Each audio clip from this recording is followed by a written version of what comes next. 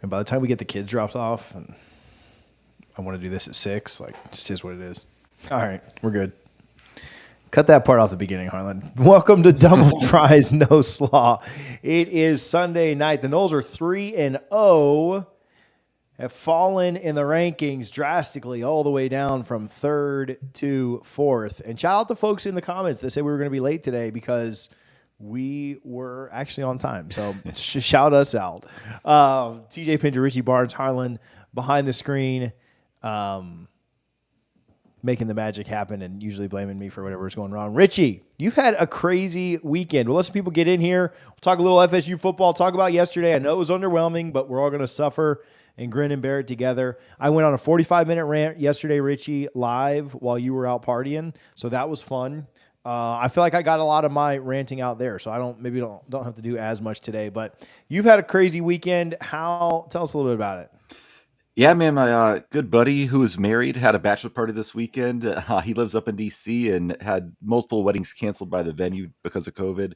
Said, screw it, we're just going to have a bachelor party in Orlando, so it was fun. But not the best planning. Fogo de Chao Friday night around 8 p.m. with a 7:50 tee time at Orange County National the next morning. That's the course where Brooks won the Live event in March, actually. Beautiful course, played well. Orlando City game last night was awesome. They were down 3-1, came back to win 4-1 in extra time. And then today, just a little Top Golf. But yeah, a crazy weekend. I was able to see the last 3 quarters of the Florida State game yesterday live and rewatch the entire game today. There's plenty to talk about when it comes to the game. But, you know, a day after, especially after the rewatch, I feel a lot better than I did in the moment after having Bloody Marys and countless Mick Ultras on the golf course.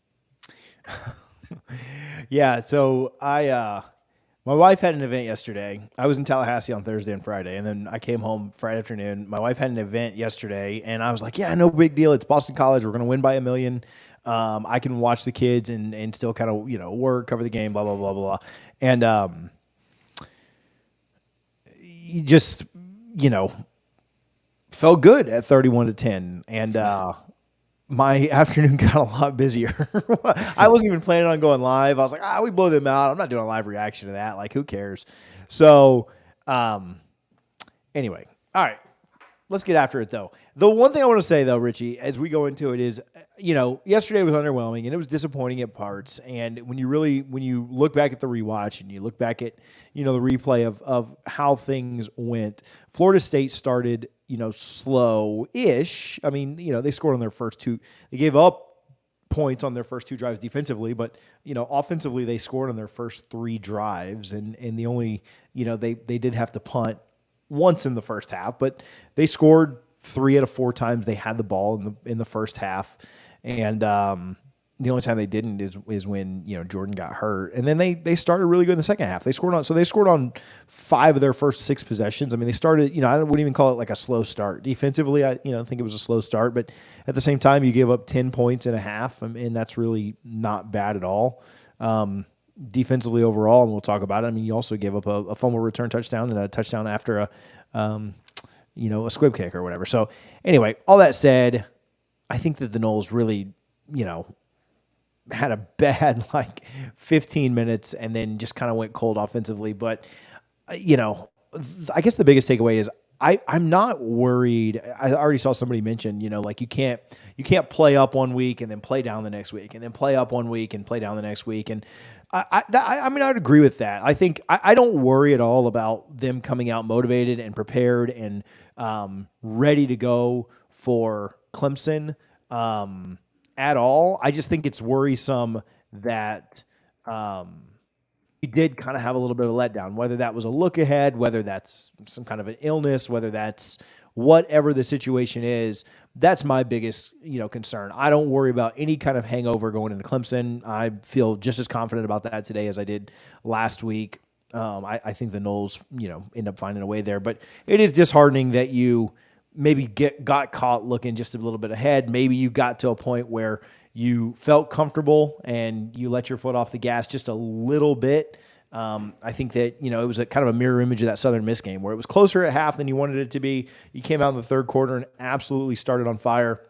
And against Southern Miss, you just kind of kept your foot down on the pedal and you kept extending that lead, made them quit. kind of got to a point where you just run the clock out. And against BC, I think you got to that point where they were on the verge of quitting and too many mistakes happened and you kind of let your foot off the pedal. So we'll kind of go through the game here in a minute, but any kind of high overarching thoughts like that, Richie?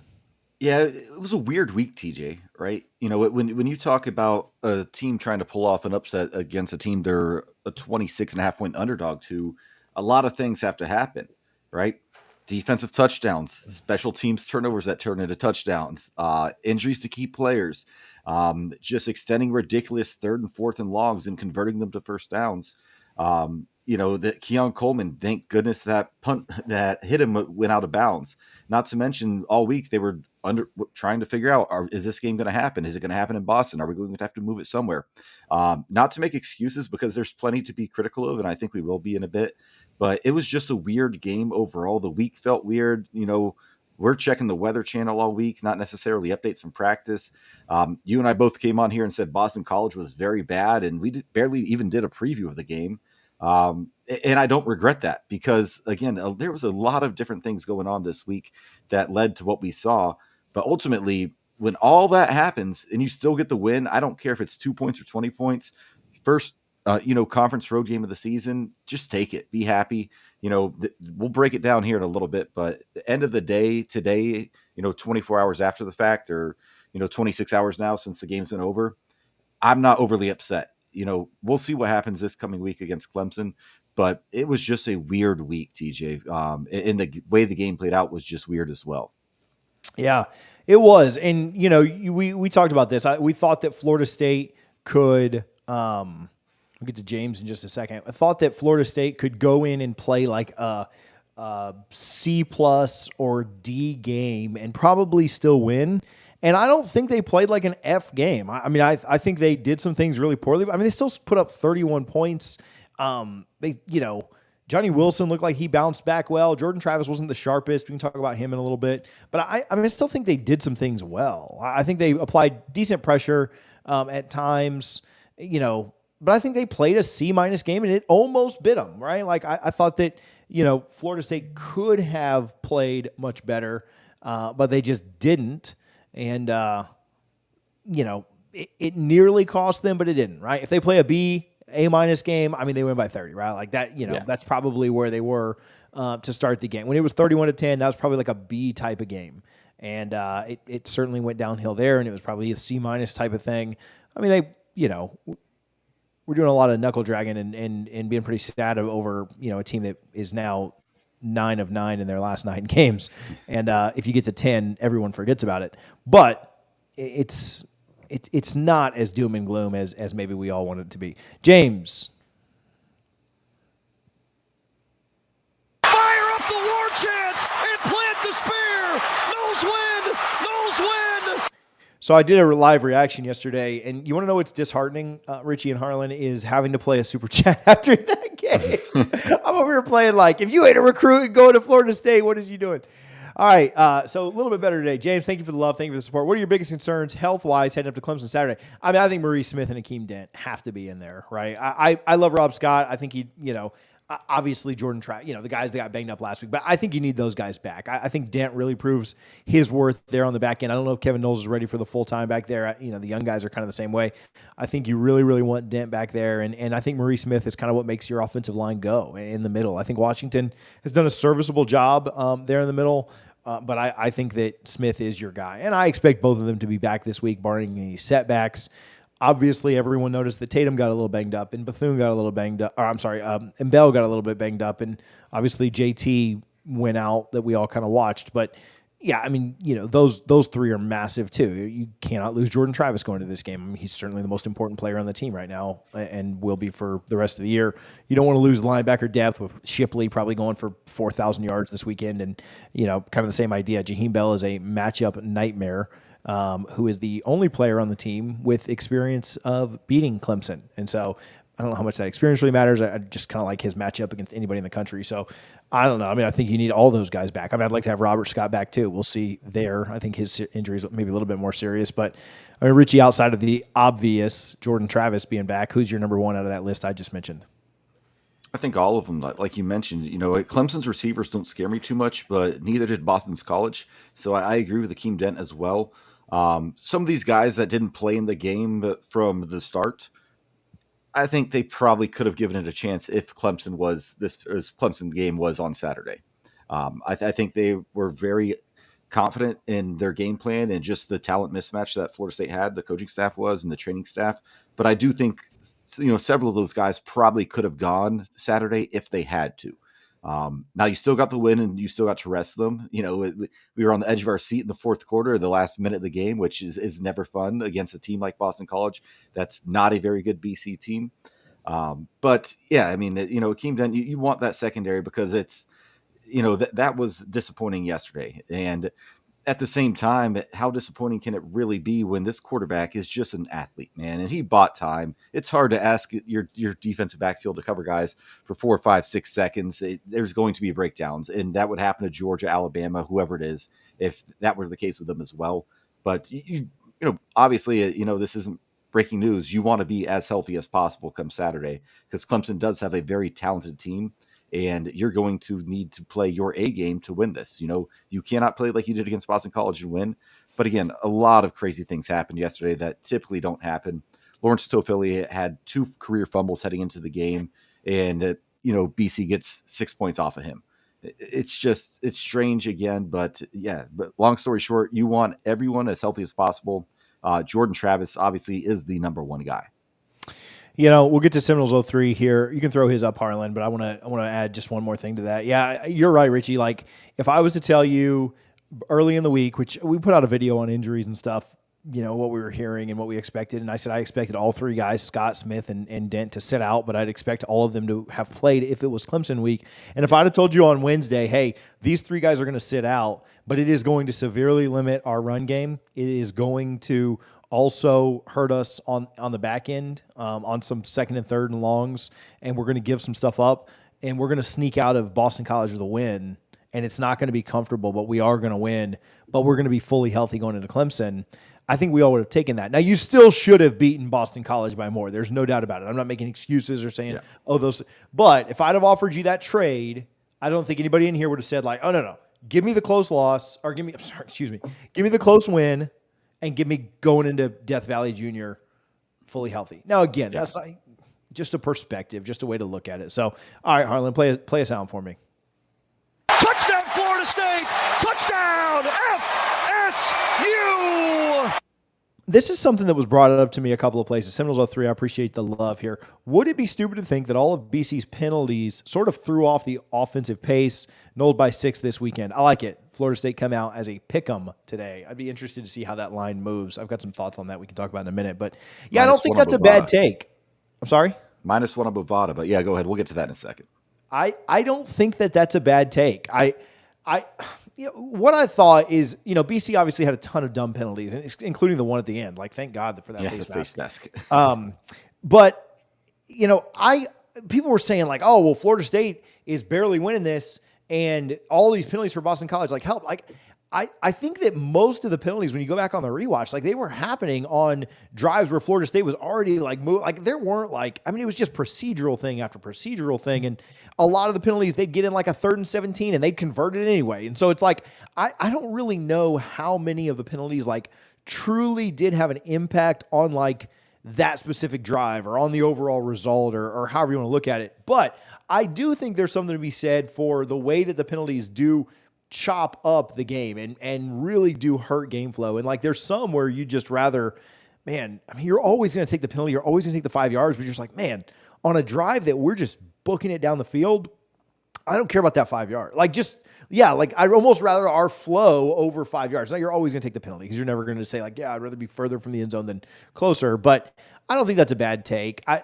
don't, again, I think the penalties had less of an impact on a lot of things outside of some really, really detrimental stuff like that face mask and whatever. But I don't think that's a terrible take there. Richie, I want to talk a little bit about the Clemson line and just some thoughts around that. But I thought the BC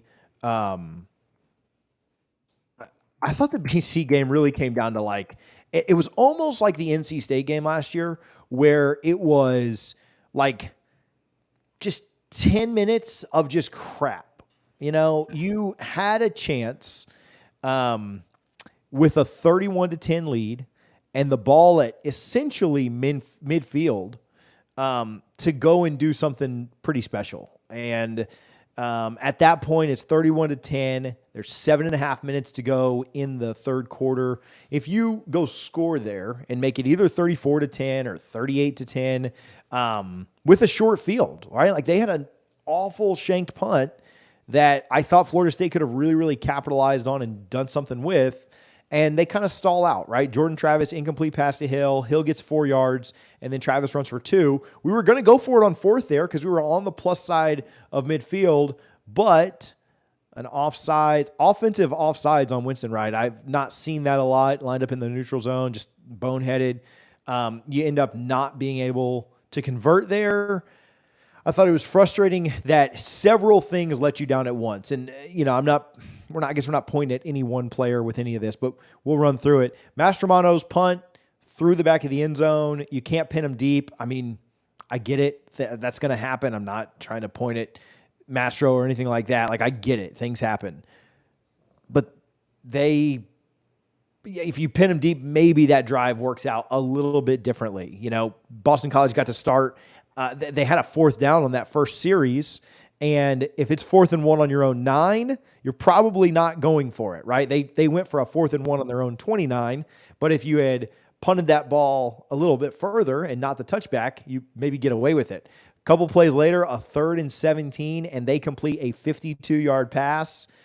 Okay, well, there's a defensive breakdown, right? And so special teams will let you down.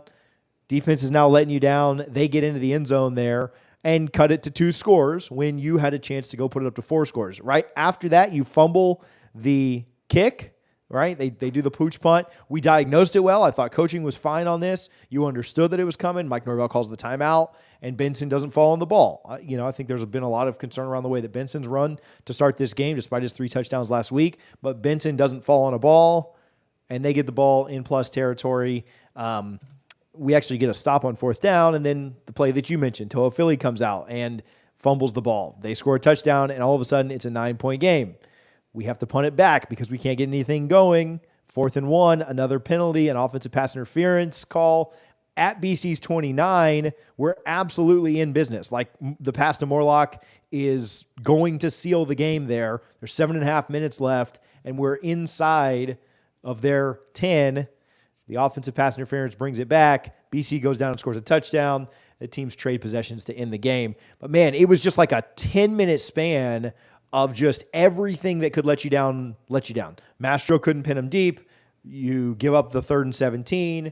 You have the offensive pass interference. You have the fumble 6. You can't fall on an onside kick. Like, just 7 or 8 mistakes all at one time, all bunched together. And when you're a good team, you can usually handle like 1 or 2 of those. If 1 or 2 of those happens, like, no big deal. And I guess Florida State's good enough to where they can get by with all of those happening at once. But, man, that's what made it so tough. You're going to have mistakes, and you're going to have things that happen. And Mastro's going to hit it into the end zone sometimes, and you're going to have fumbles, and you're going to have interceptions, and you're going to give up long 3rd down conversions, and you're going to have offensive pass interferences. But when all of them happen back to back to back to back to back, that's where a game goes from 31-10 to a 2-point game in a matter of less than a quarter. Yeah, and it was frustrating. And there was one, I think, 3rd down where Florida State was on, their own side of the field, where Jordan Travis, I don't know what he was thinking. He took an intermediate shot. I think it was Toafili he had in the flat. It was a 3rd and 3, and you had that 1st down right there. But Jordan tried to get the little extra. You just got to be smarter in that situation. And again, we're not blaming any one player. Jordan, Florida State is not ranked number 3 in the coaches and number 4 in the AP without Jordan Travis. But just imagine if all this gets cleaned up.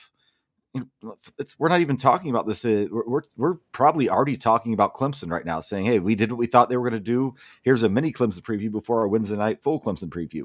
So yeah, it was a lot of stupid things. But again, if you can do all of that in a conference game on the road, I don't care if it's the worst team in the conference, and you still get the win. That's a big deal, because look around the country. Georgia struggled with South Carolina at home. right? Alabama struggled on the road at USF. That was a fourth quarter game. Texas, who jumped Florida State in the AP poll, went to the fourth quarter 10-10 with Wyoming. Like Florida State, we all are diehard Florida State fans, and that's why we noticed the struggle to here.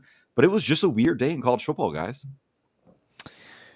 Jennifer Williams. So it's confirmed the jersey combos are benched, right? Man, something about alternate uniforms. Although I guess we did wear alternates against Georgia Tech last year and kind of had our way with them. But yeah, not a great day for the alternates. I didn't think they looked too bad. Richie, I don't know what your thoughts were on them. I like when they do new stuff and different stuff. I know the recruits like it.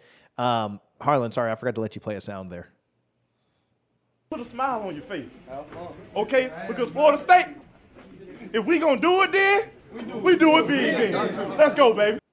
That sound there should probably be the super chat for this entire week, though. So since it's Clemson week, but shout out Jameis. Yeah, I don't know. I thought the uniforms looked good. Thank you, Jennifer, for the love so much. But I thought they look good. But yeah, I'm good blaming the uniforms if it'll make people feel better about the way we play.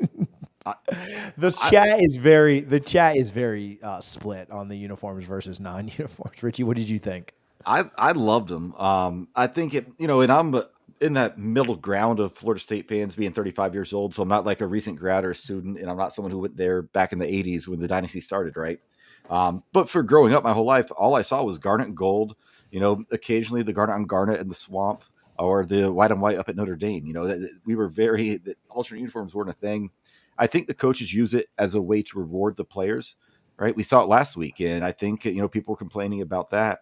I think the coaches said they wanted to reward the players for how they played against LSU.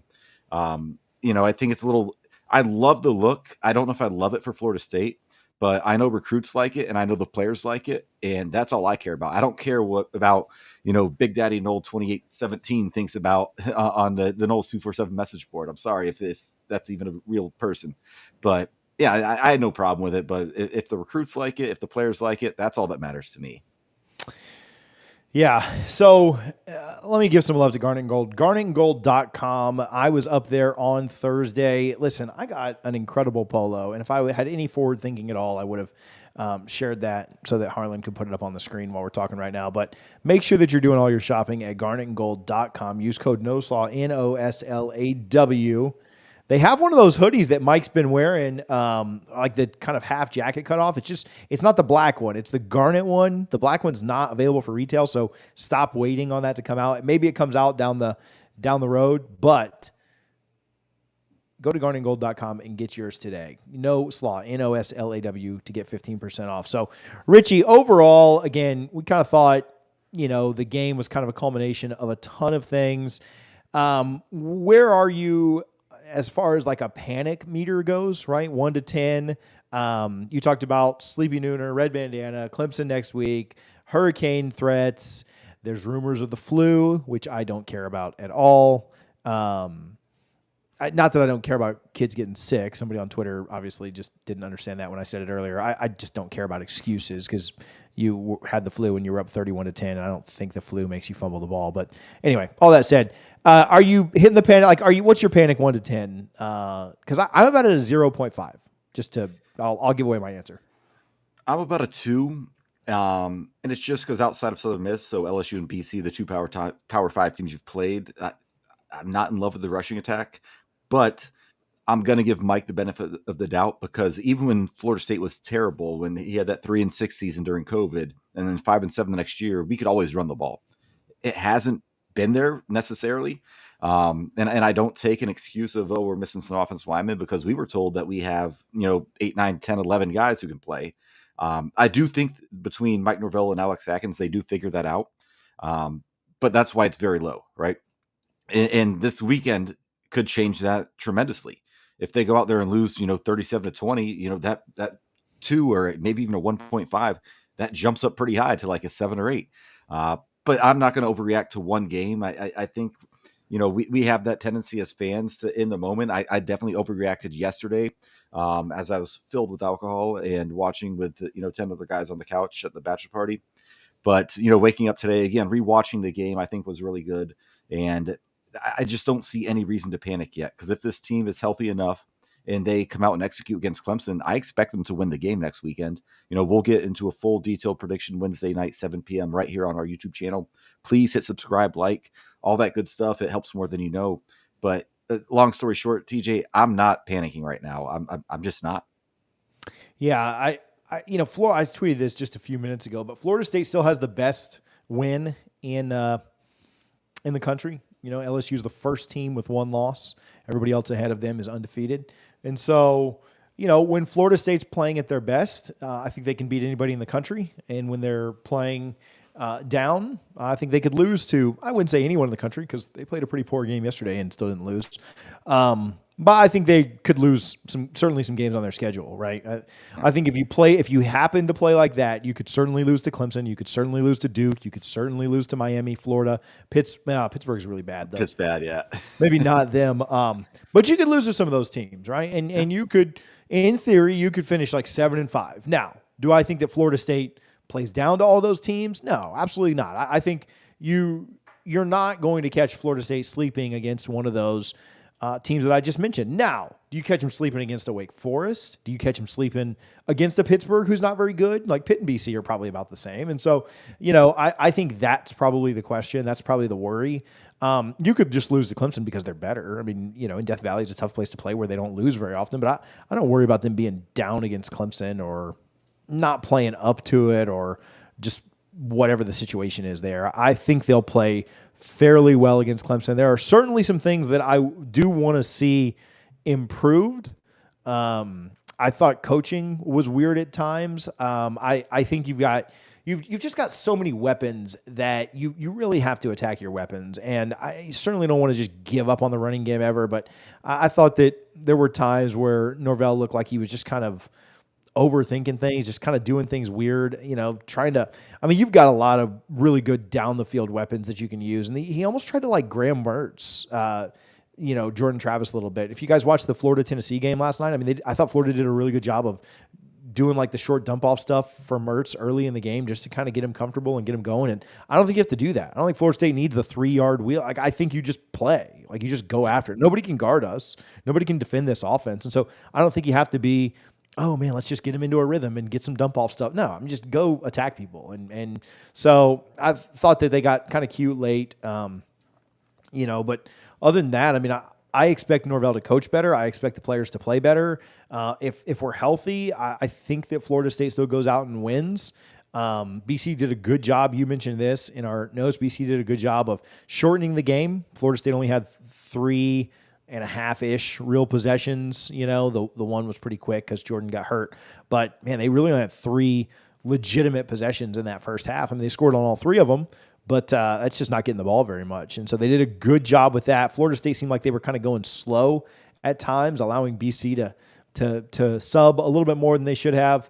I think that's something that Florida State needs to kind of clean up a little bit with these new clock rules. But at the end of the day, I said this 2 years ago, we lost to Jackson State, in week 2. And so it's hard for me, Jacksonville State, sorry. So it's hard for me to get super down about a loss. I know that some people enjoy being miserable and just, it's kind of, I guess, cliche or fun or just kind of the trendy thing to do to, almost wish that you would have lost so that you could say like, I proved it right, proved you right. We stink.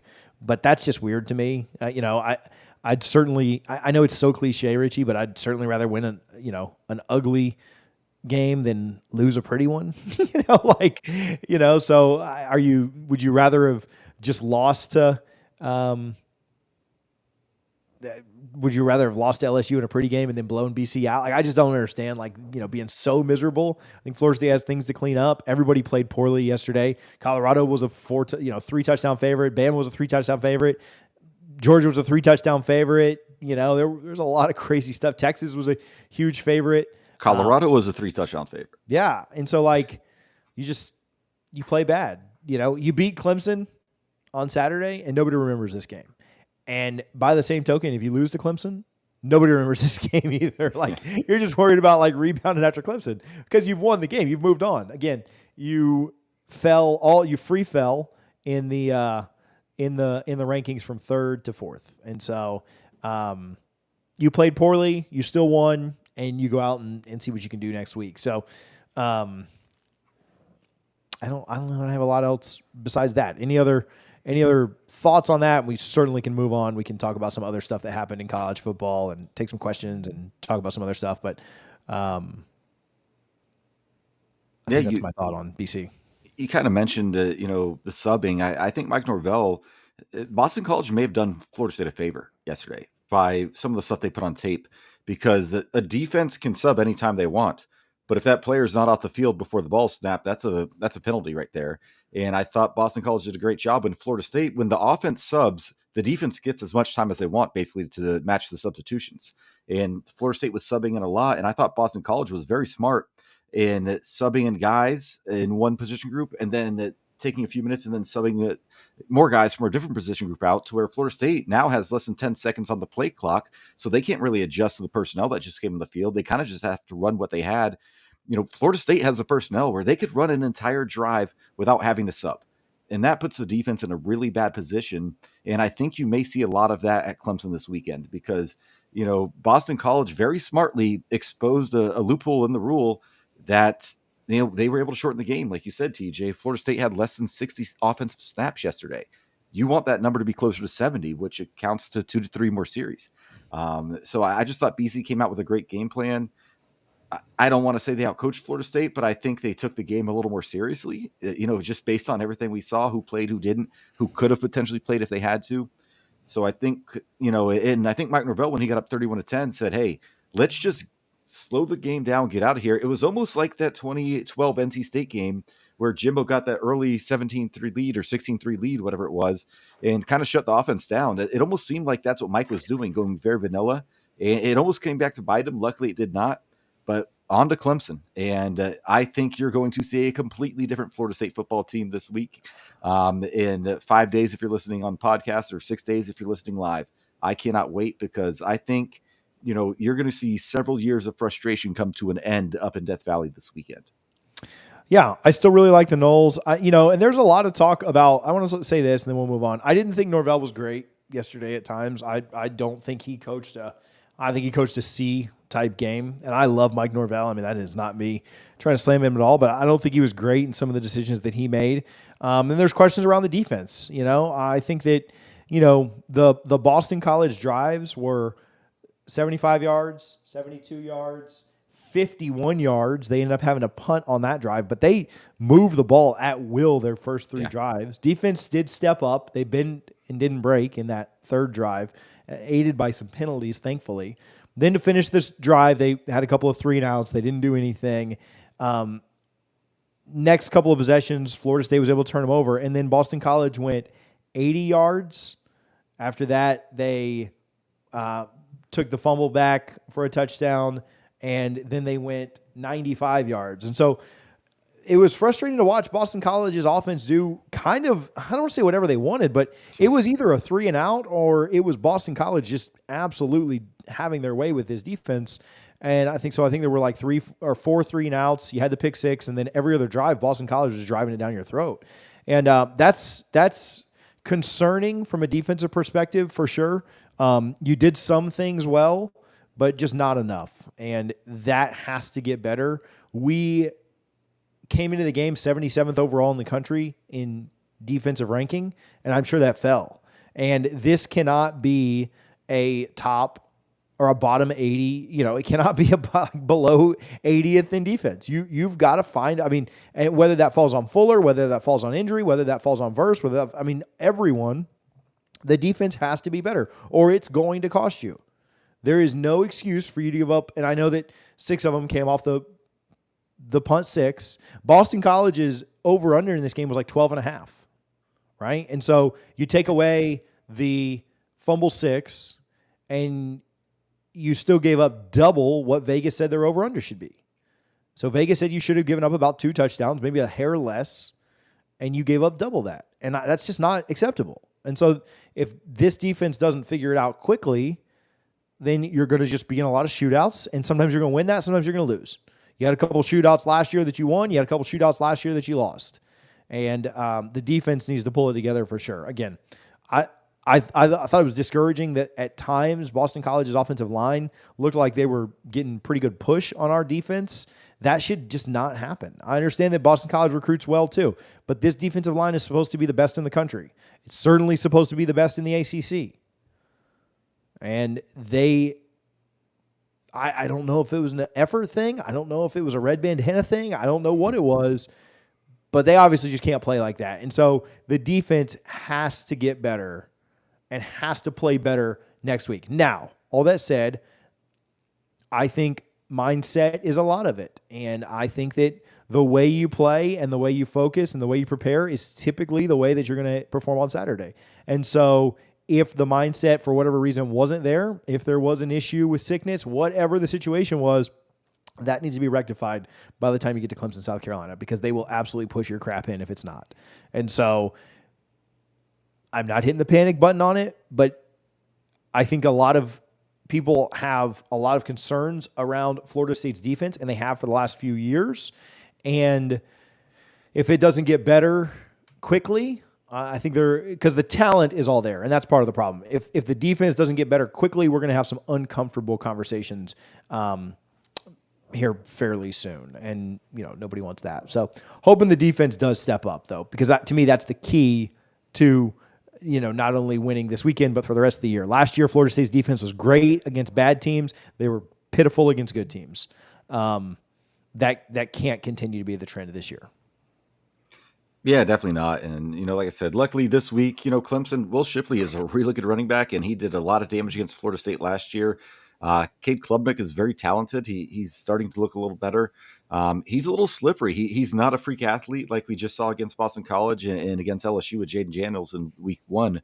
But, he's a guy that if you're not disciplined, he can sneakily, get 7-8 yards on a quick scramble on a 3rd and 5. And you have to avoid that.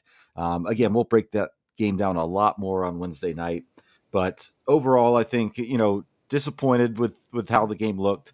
But a win is a win, survive in advance, because if you finish the season up in the swamp and you go 12-0 and then win in Charlotte, you're 13-0, no one's going to care what happened up in Chestnut Hill on Saturday afternoon.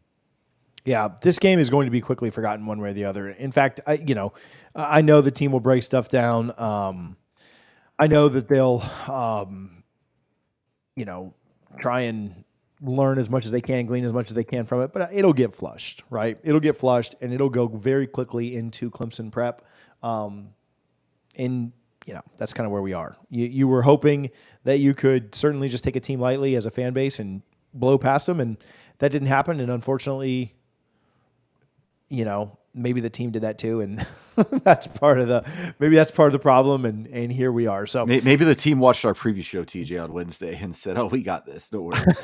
This is going to be really easy." TJ and Richie said that we could play a D game and still win. Like, this is easy. So, all right. Do you want to talk about some of these other games? UGA struggled at home against South Carolina. They were down at halftime. Bama looks terrible. They have no idea what they're doing at the quarterback position. Tennessee was absolute frauds. I thought it was hilarious that Tennessee lost last night, and then somehow they still were ahead of Florida in the rankings. I don't understand that at all. They should not be ranked. Tennessee, that's hilarious. And then the Colorado game was crazy last night. I don't know if you stayed up till. Oh, you said you did, crushing the Mick Ultras. But the Colorado game was a ton of fun last night too. So crazy day of college football, and this upcoming slate is a lot of fun too. I cannot wait for this upcoming slate. But man, and I know our fan base has differing opinions about Deion, but what he's done for that school as far as exposure is amazing. The fact that he had Lil Wayne bring the team out live yesterday on the field, one of my favorite rappers of all time, man. It was just. I'm starting to become a Colorado fan, and I don't really want to be. Oh boy, we just lost all our subscribers. Yeah, right. No, but I'm pulling for him. What was Jay Norvell, no relation to Mike, obviously thinking, but before the game, and I did find it hilarious that in Shedeur Sanders' post-game on-field press conference, he did have his hat on and sunglasses. I thought that was a nice move by him. But yeah, like I said, just a weird day of football all around. A lot of powerful teams that people really respect struggled. But like you said, this week, I think we have 5 first-ranked matchups, and Florida State Clemson is not one of them. So 6 games that I cannot wait to see. And quite frankly, Clemson should be ranked. They have the talent. They are a very good team. There's a reason that an unranked team is only a 1-point underdog right now, according to Bovada, against the number 3 or 4 team in the country, depending on which poll you're looking at. Again, we'll get into that plenty, but yeah, this weekend, this Saturday, clear your calendars, guys. If you're like me and you love to play golf, just put it off till Sunday. NFL's kind of boring anyway this early in the season, but this weekend is a park your butt on the couch, and order Uber Eats 3 times kind of Saturday. Caesar Sportsbook has Florida State -1.5, an over-under of 55. So that's like a projected score of Like 27-28. Yeah. So Yeah, that would be nuts. Yeah. I will be pulling my hair out there in Clemson, South Carolina. And it will not surprise me. If you're going to be in town, make sure you come by our tailgate. The link to buy tickets for the tailgate is in the description, so make sure that you get in there. Space is pretty limited, but we are going to be out there at 8 a.m. Mimosas. Actually, I don't love mimosas. Bloody Marys for sure. We go big or go home here. Go to brunch for a mimosa. And then bourbon and cigars afterwards. So we'll celebrate the win in style. So Guthrie's will be out there. We'll have a good time. Richie, any other I'm flushing this BC game. I don't know that I'm even going to do any more content around this all week. We will do videos all week. So if you're not subscribed, make sure you hit that button. But do you want to put a bow on BC? You want to get off that, or just get the heck out of here? Shout outs and go. Yeah, hit the shout outs. The BC game, it happened. We talked about it. It's over. It's behind us. We're moving forward on the climb, guys. Shout out my buddy Pat. His bachelor party this weekend, and they're going to have their official wedding in November, so I'll be down there for that. Great to see 11 college friends essentially all in town for the weekend, and shout out for having it in Orlando, to where my drive to the rental was about 12 minutes. Yeah, I feel like if it wouldn't have been Orlando, you just would have not gone on them. So sorry, guys. I just got to. I was up in Tallahassee this week. I went to the beach volleyball charity golf tournament. Fantastic time. Shout out Brooke Niles, who I saw. Amy Bond was out there hitting as well. That's all I got. Those are my shout outs. Shout out Allie Peak's birthday today, and Devin Flaherty too. So I just texted them happy birthday. So I'm sure they're tuning in watching. So, all right, we'll be back with a preview of Clemson Wednesday night, 7 p.m. Thank you guys for the love. Thank you guys for the comments, super chats, all that you do to support the show. Got a lot of content coming for you this week. A lot of Clemson talk that we will break down. Have something almost every day. So appreciate you guys. Richie, Harlan, thank you, boys. We'll talk with you all soon. Go Noles.